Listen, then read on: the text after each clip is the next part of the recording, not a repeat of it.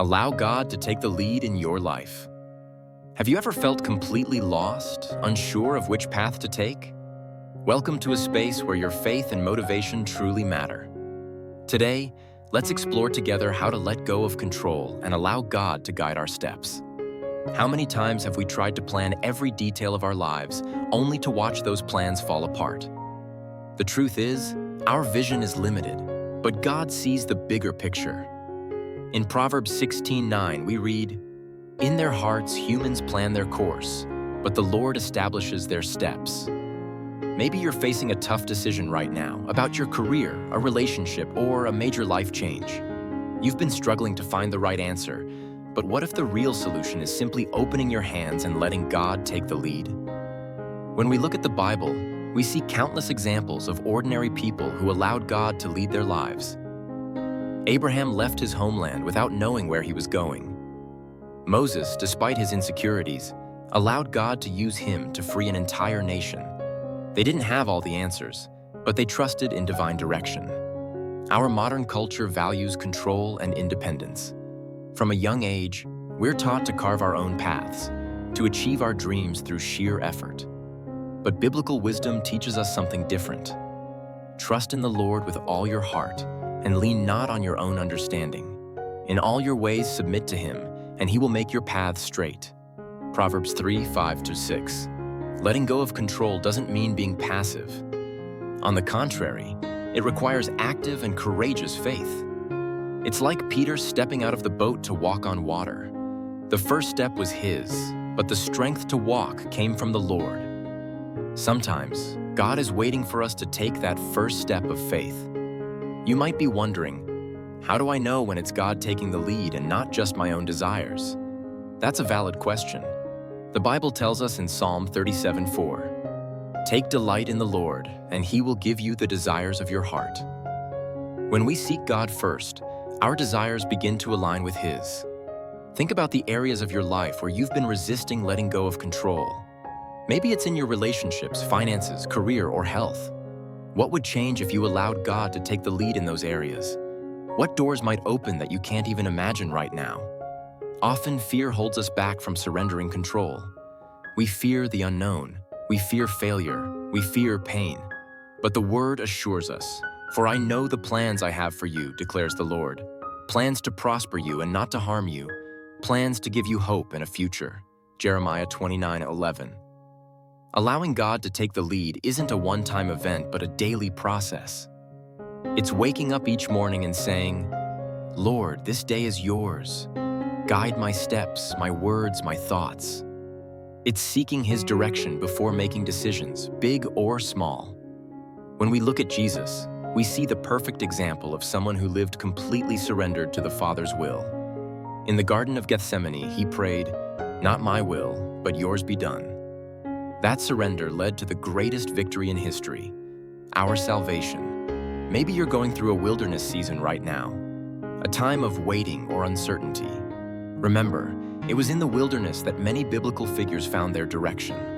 It was in the wilderness that Moses saw the burning bush, that Elijah heard the gentle whisper, that John the Baptist prepared the way. Allowing God to take the lead doesn't mean all your problems will disappear. There will still be mountains and valleys, storms and calm seas. The difference is, you won't face any of it alone.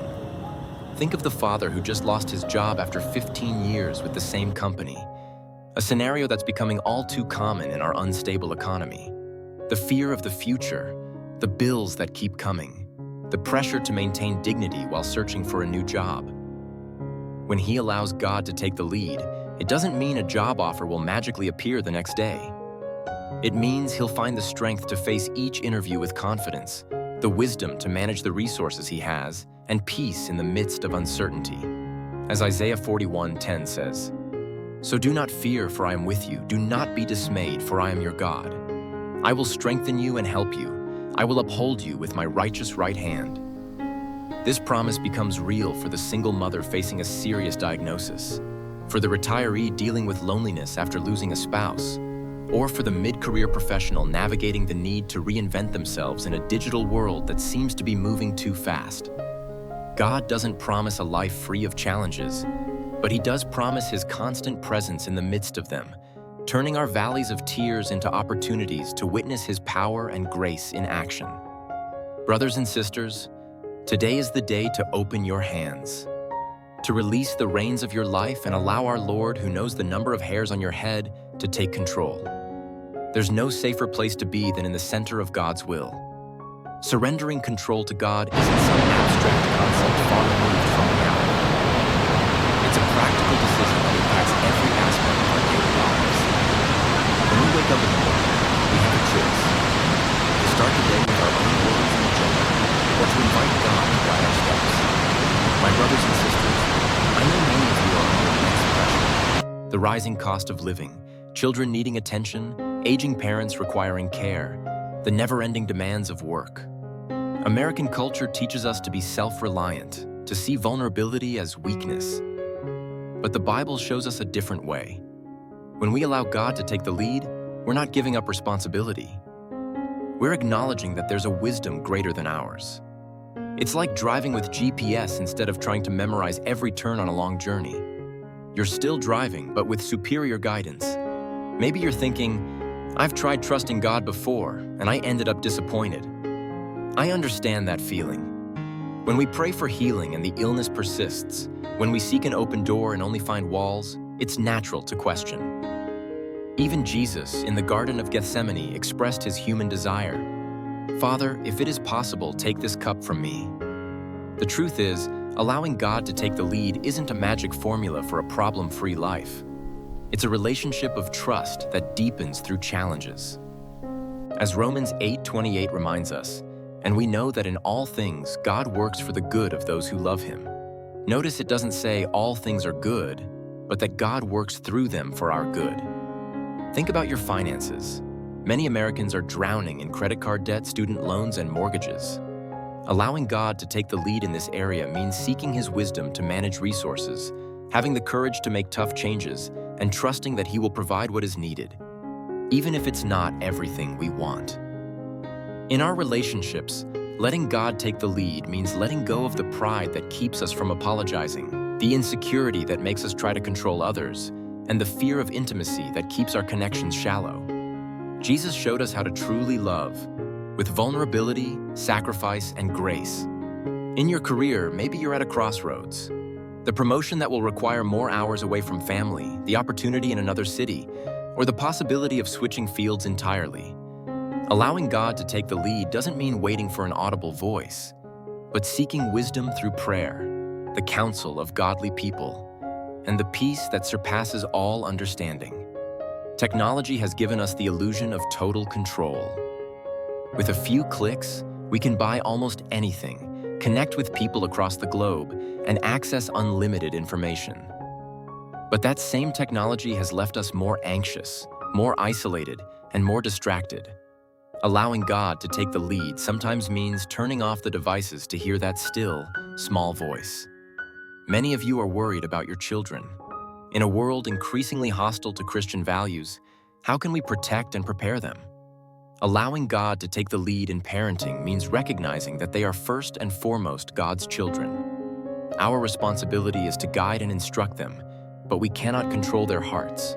As Proverbs 22:6 says, "Start children off on the way they should go, and even when they are old, they will not turn from it." Maybe you're facing a health crisis, your own or that of someone you love. The diagnoses, treatments, medical bills, and uncertainty about the future can feel overwhelming. Allowing God to take the lead doesn't mean abandoning medical treatments, but finding peace in the process, knowing that our lives are in hands far greater than ours. Brothers and sisters, letting God take the lead is an act of courage. It's swimming against the current of a culture obsessed with control. It's choosing to trust when everything in us wants to cling tightly to the reins. But as David discovered, it is better to fall into the hands of the Lord than into the hands of men. 2 Samuel 24:14. Now we've come to the moment to turn this message into concrete action. Allowing God to take the lead in your life isn't just a beautiful concept to reflect on during Sunday sermons. It's a daily decision that can completely transform your journey.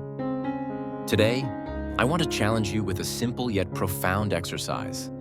Set aside 15 minutes of absolute silence tomorrow morning before checking emails, news, or social media. During that time, pray specifically. Lord, show me an area of my life where I've been resisting your direction.